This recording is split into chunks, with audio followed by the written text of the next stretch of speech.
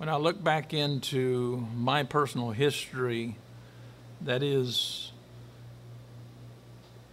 the way that I was looking at subject matter from the standpoint of my mindset or from the standpoint of my church, it troubles me. And the reason that it troubles me, it has to do with my discipline. It has to do with my morals. It has to do with what I think is just. It has to do with even my sanity. If I step back for a moment and I ponder about what I went through, that is, early on in my history, I can testify that almost everything that I learned, that is, in the church, was a lie. I had someone question me the other day concerning the issue of hell. When I asked that particular person to give me an analysis that I often ask for, that is, a syntagmatic and paradigmatic analysis, the person could not. And so the person asked me, have you ever had anyone to ever answer that question or provide that analysis? I said, well, I've had some people attempt to answer the question, but I've never had the provision, namely of the analysis, that would suggest that hell is actually there. My point is, when I look back, not in just to my history, but when I look into the history, namely of the church, I see a group of people who are willing to believe a myth and its continuance.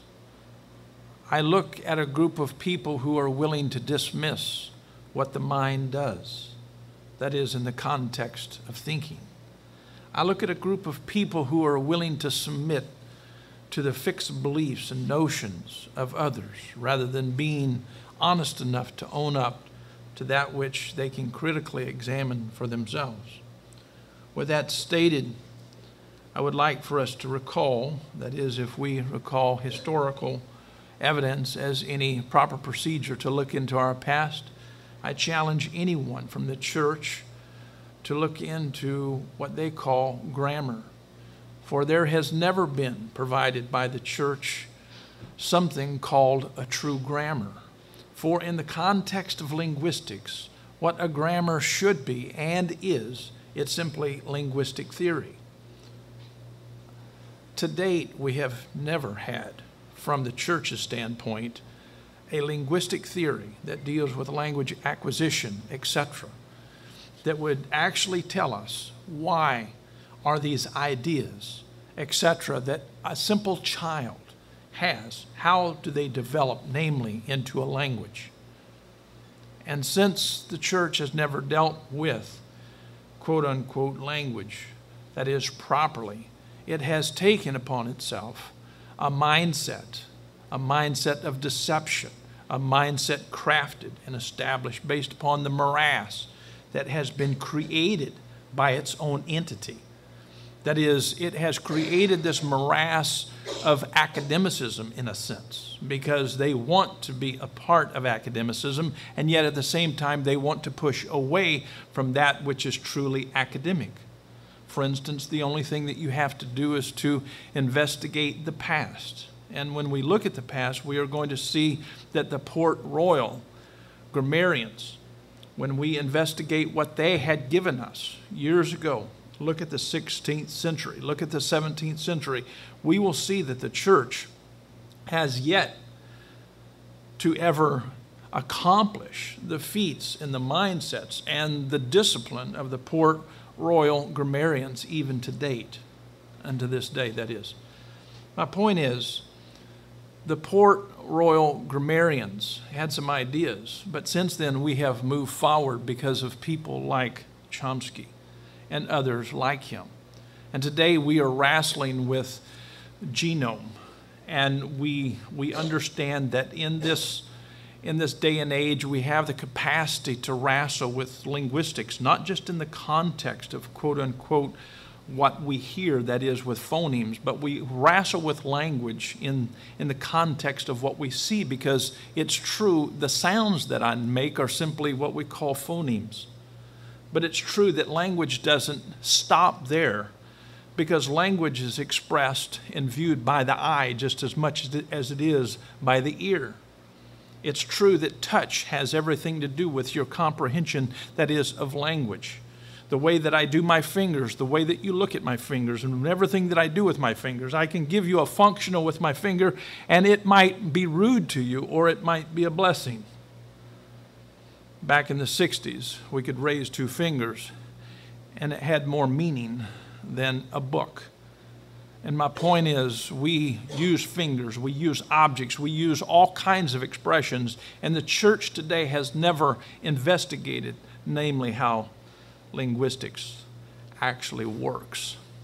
With that stated, anytime that you're dealing with, namely, a dead language, for instance, like First and Second Temple Hebrew, or the kind of Aramaic that Jesus used, or what we call Koine Greek, or Attic, Ionic, and Doric Greek, we cannot study legitimately those languages unless we study properly language acquisition and understand how language works, how it, in a sense, grows. In other words, it's true that people who have written after the order of Chomsky have written, this is a quote from a book that's very much part of Chomsky's work, but this particular person states even the most optimistic view of language, universals. And when I talk about language universals to a theist, they normally have no idea as to what I'm talking about.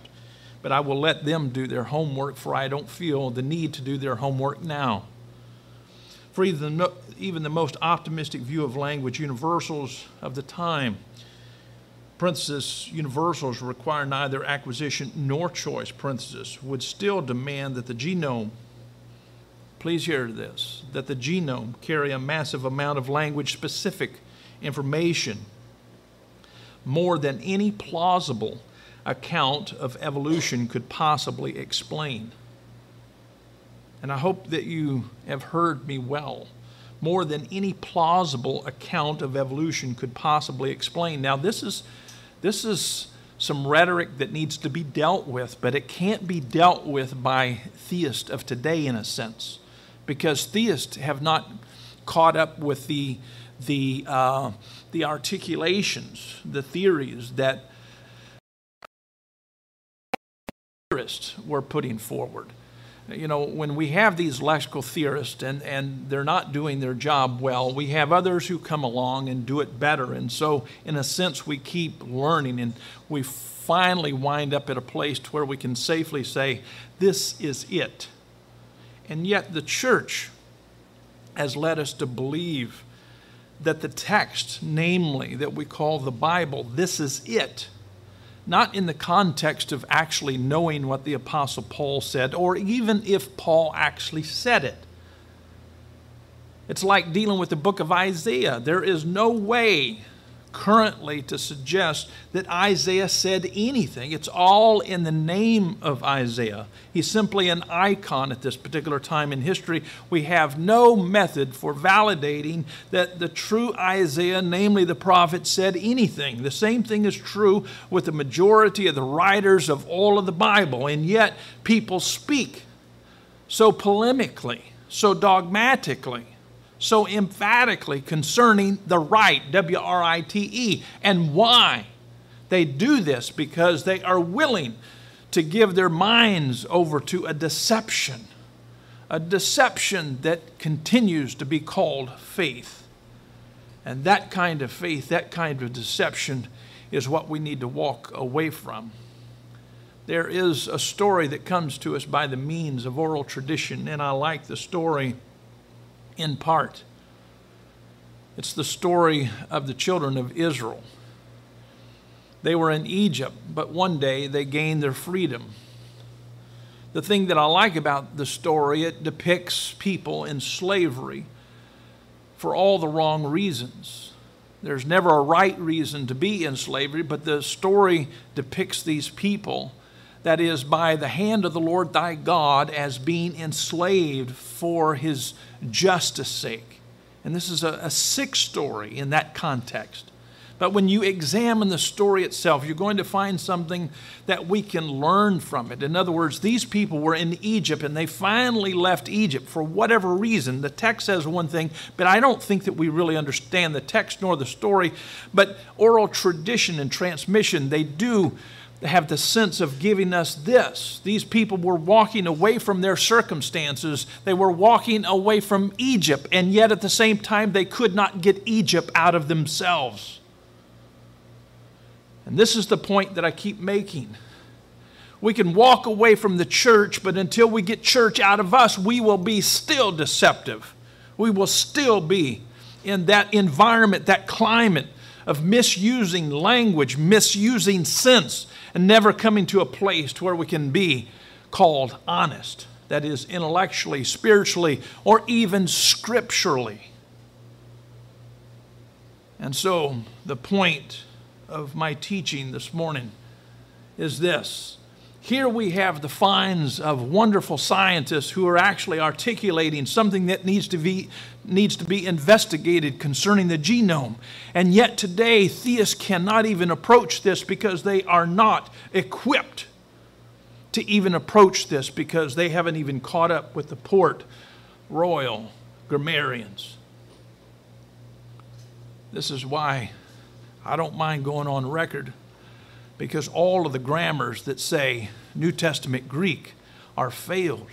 I keep talking about a failed meta-language because none of them deal with what actually language is. All of these are simply synthetic things that we're developing in order to support dogma and doctrine. They have never been they've never been put together by people who can actually intelligently say this is actually what a person is suggesting to be true. So, when I start looking at history, I find that much of what I'm saying was written back in the 50s and in the 60s and in the 70s. And the sad thing of it is, it's not just church that is failing us, because most of us who went to grammar schools, we simply had English teachers who were no more capable of they were only capable of telling us, oh, this is a verb, this is a noun, but they could not go beyond that.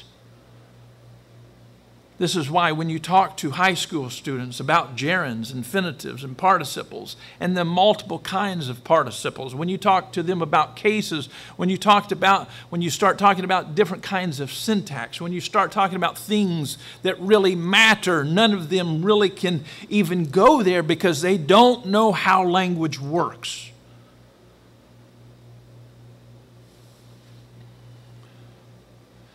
The reason that I asked Cy Ten Broek and Kate about indexicality and about deictic elements, it's because when you are truly understanding a text, it means that you have to understand a deictic center. You have to understand these complexities. This is the reason that I love the whole idea of a true philosopher. A true philosopher understands what indexicality is and deictic elements. He will understand, he and or she will understand that, because philosophers are very well trained in linguistics. But not just in linguistics, but also in the natural sciences, because they do admit that there is information outside of the head that actually defines the terms, but yet at the same time, inside of us all, we have things inside the head that do move that forward, and it's called the genome. The genome is a factor that we need to embrace and investigate, but we cannot investigate this kind of data. We cannot investigate or do any kind of serious looking at what it is. That is, into looking at how meaning is created or what someone is saying, until we are capable of looking at both the outside and the inside of the head. Think about how many people look at an event. They're there, they see all of the external elements.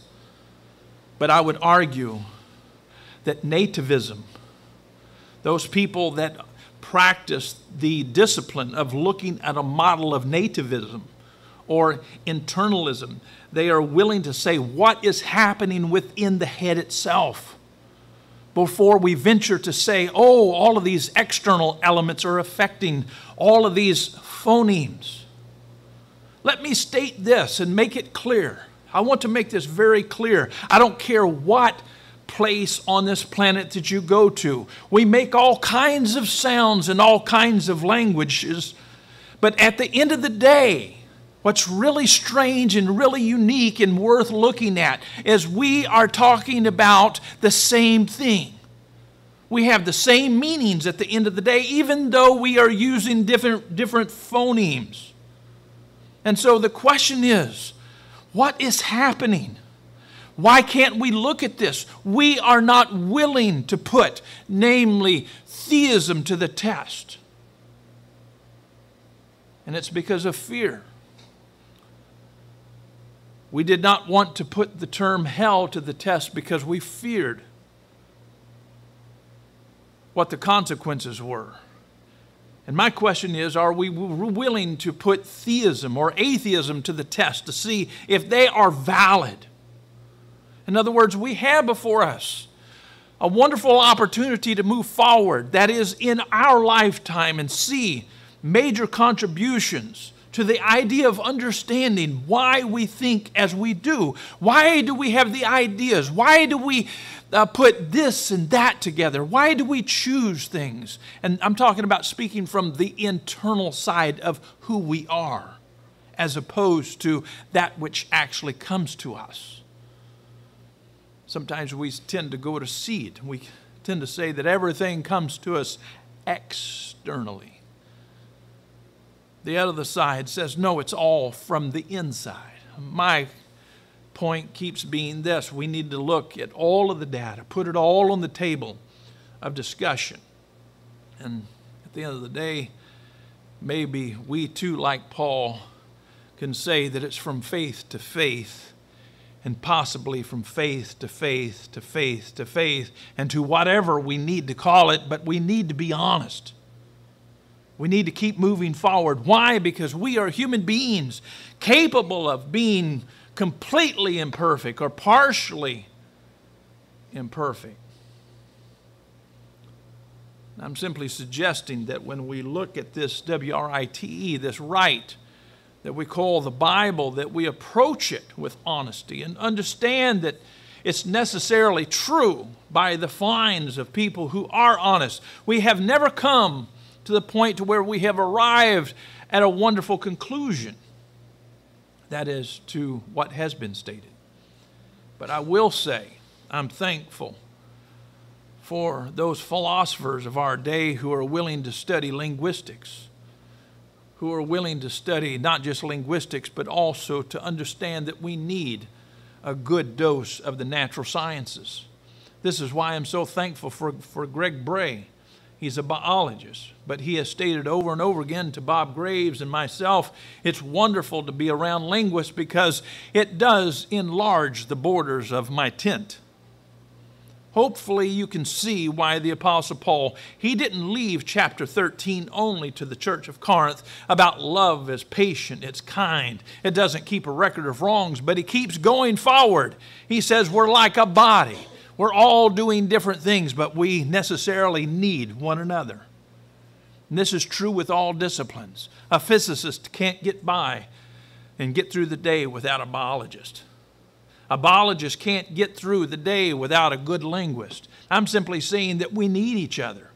And so Paul put these in simple terms 2,000 years ago, and they are exceptional. They are meaningful, and we need to embrace these things as the reality of the basis of how we move forward. It's like a body. We function together. And linguists can testify.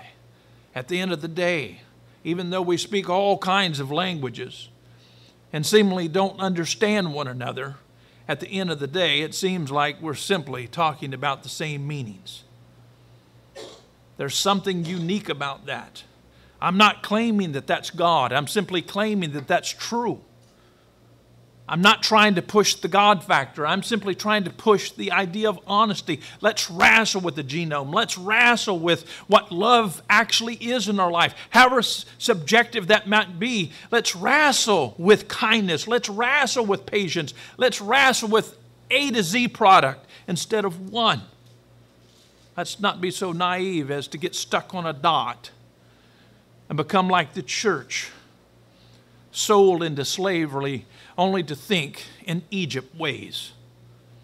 I keep saying that the church, namely Israel, needed to leave Egypt, but it needed to get Egypt out of itself. Likewise, let's get the church out. Let's not just leave it. Let's get the church out of our concepts. Let's leave everything that would institutionalize our minds. Institutional living is a prison. It's a place where no one wins. It's a place where no one can think. It's a place where people take advantage of one another. Let's leave institutional style living and find the concepts that actually move us forward. Thank you for your time.